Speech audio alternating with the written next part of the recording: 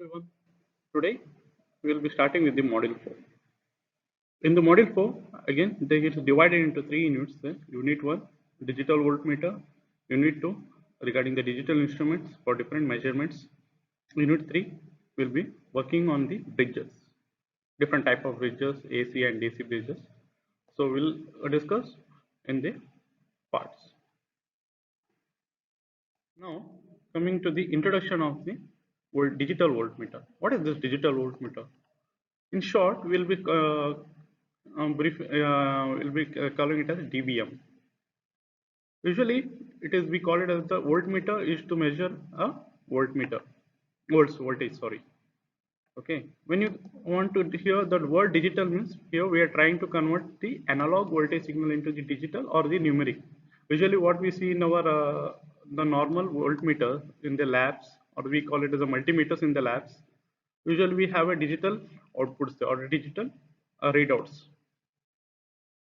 So these are nothing but the same voltmeter what we use in the labs, but before we used to have an analog, which usually with the pointer deflecting to the change in the voltages there. So here directly we'll be getting the numerics, note it down, just making a human easy one. So usually it is, as I said, it will be on the front display of panel, which will be using the things. Whatever the voltages is given to it, it will be displayed there.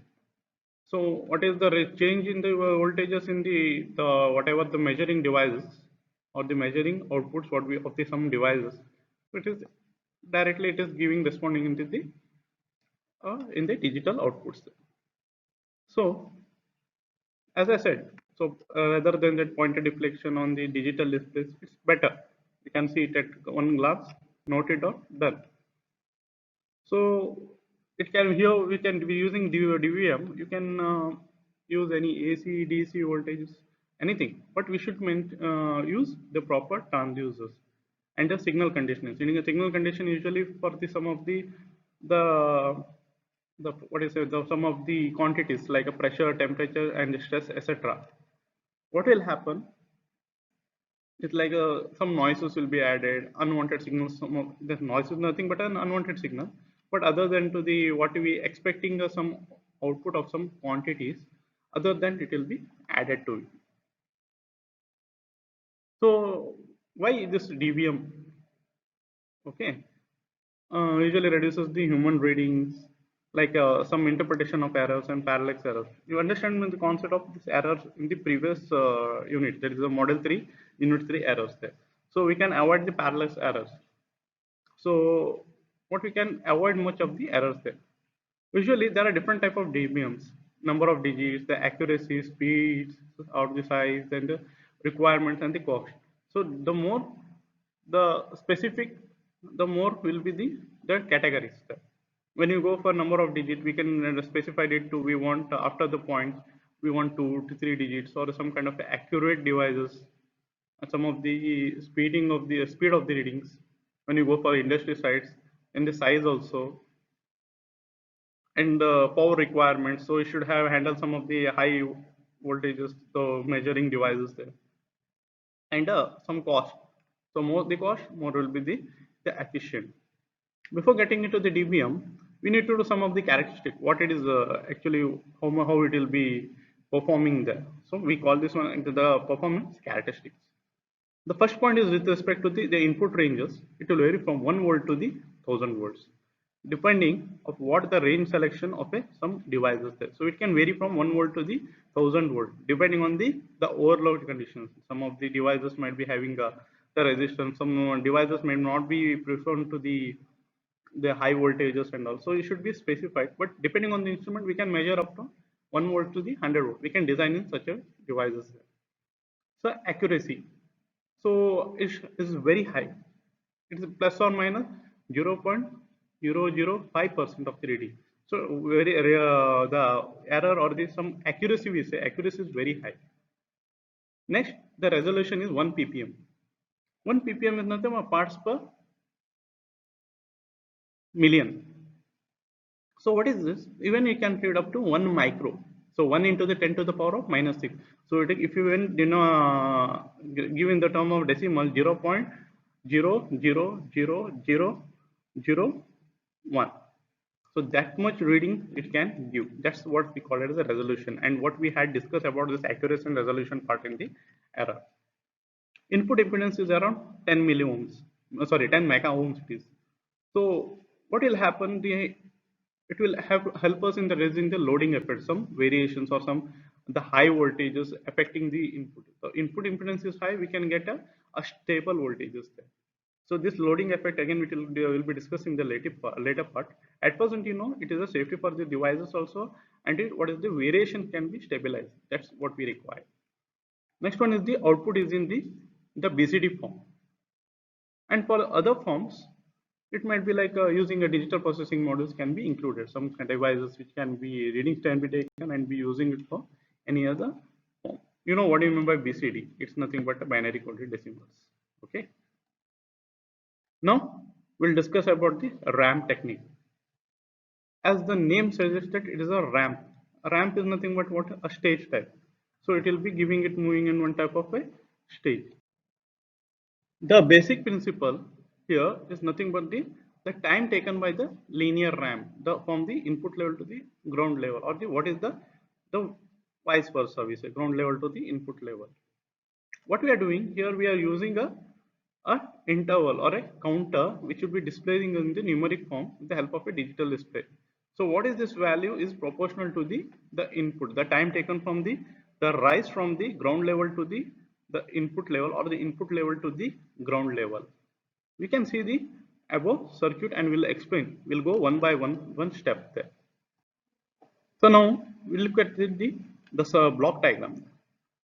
So at first, at the input is given to the ranging and attenuator. Whatever the input is there will be given into certain range, and that is given to the input comparator. Usually these are used the inputs will be generated, or the input given is from the multivibrator. I think you have discussed about the multivibrator in your basic classes.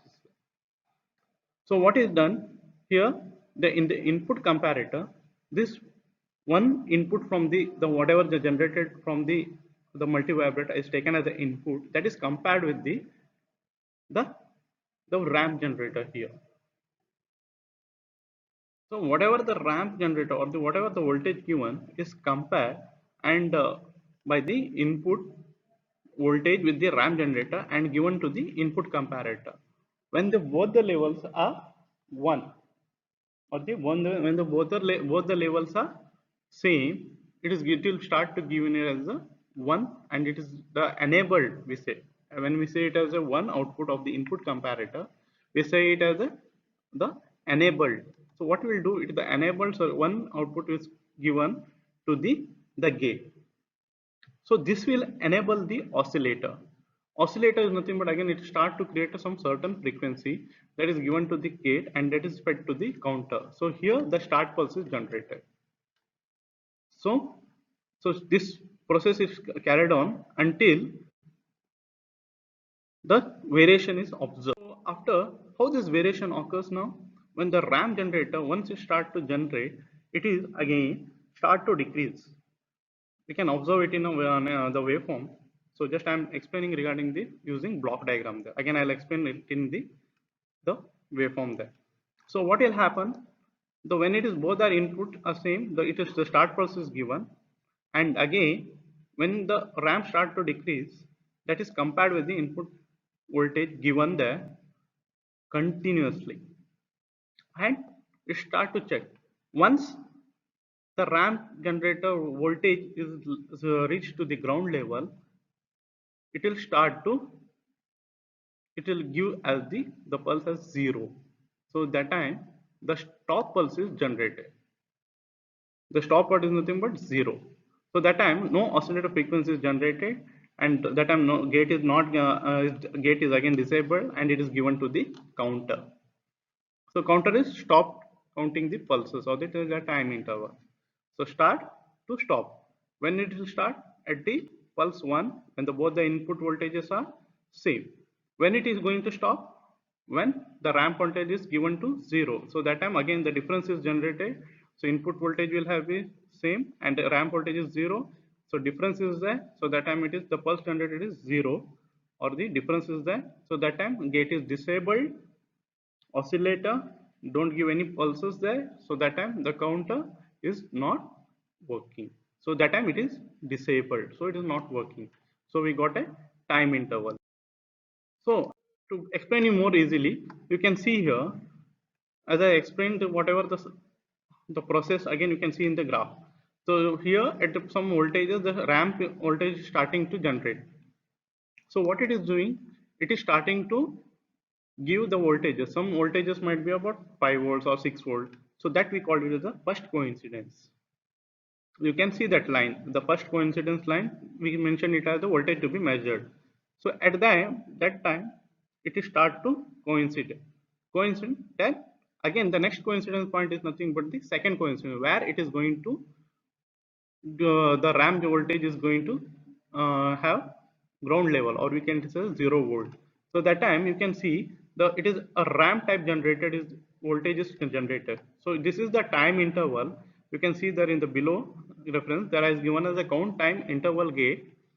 It is as mentioned as t. So that time interval is nothing but that time the clock pulses will be generated, and at that time interval the counter is enabled by the gate by using some oscillator frequency, some frequency generated in the oscillator that is given to the gate and that is given to the counter. So that time interval is a t. So this is how we measure the voltage using digital voltmeter by ramp technique. Okay, so this is what the basic. So now when you go to this one, you understood the basic concept of the ramp technique. You can see it is easy to design, have some kind of a oscillator, some gate and some two comparators, and to compare and we get. So it's easy to design and it is also low cost. And usually this output pulses can be transmitted over a longer feeder because it can be easy to transmit by this one. But what is this advantages?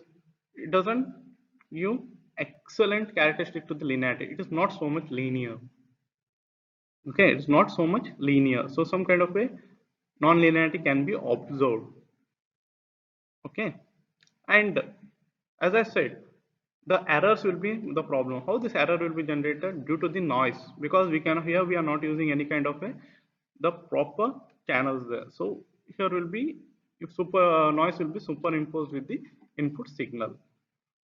Okay, I hope you have understand the concepts of the digital voltage meter, or the we say it's a DVM or a digital voltmeter, and the one principle how this digital by digital voltmeter how we can measure the voltage. So these are the references HSLC and the main textbook, and the other two are the references. So main references is the HSLC. Okay, thank you.